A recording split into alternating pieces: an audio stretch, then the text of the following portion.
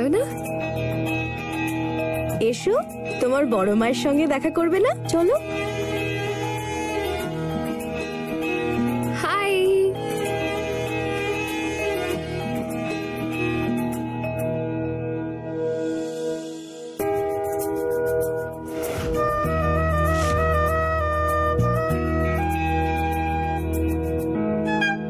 জন্মাষ্টমীর পুজোটা এবার শুরু করি।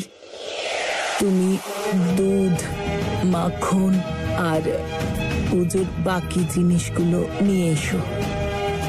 ততক্ষণ নয়না এখানেই থাকবে।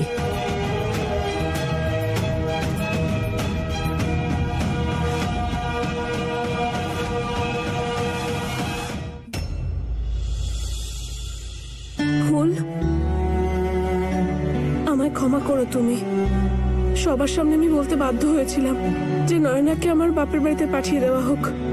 ফুল, আমি নয়নার বাবাকে রাগাতে চাইনি, নয়তো ওর এই রাগ, ওর এই অভিমান নয়নার জন্য খারাপ হতো। দীপিকা দিদি, তুমি চিন্তা করো না, কানাই আছে তো। আর এক মাকে কানাইয়ের থেকে ভালো আর কেউ বোঝে না। এবার দেখো, কানাই নিশ্চয়ই একটা কোনো রাস্তা বার করবে ওকে এখানে রাখার।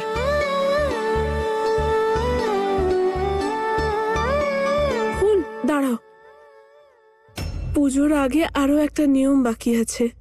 কোন নিয়ম?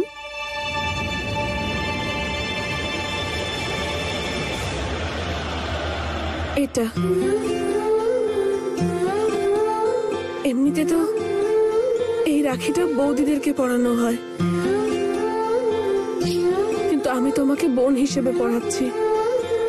এক বোন যে আরেক বোনকে সবকিছু থেকে রক্ষা করে।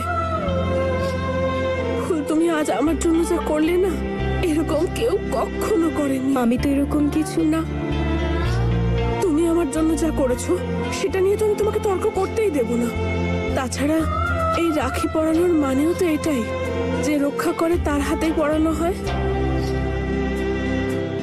আর তাই পরিয়ে দিলাম আমি তোমায়। আর পরের বছর থেকে রাখির দিন আমিও তোমাকে রাখি পরাবো।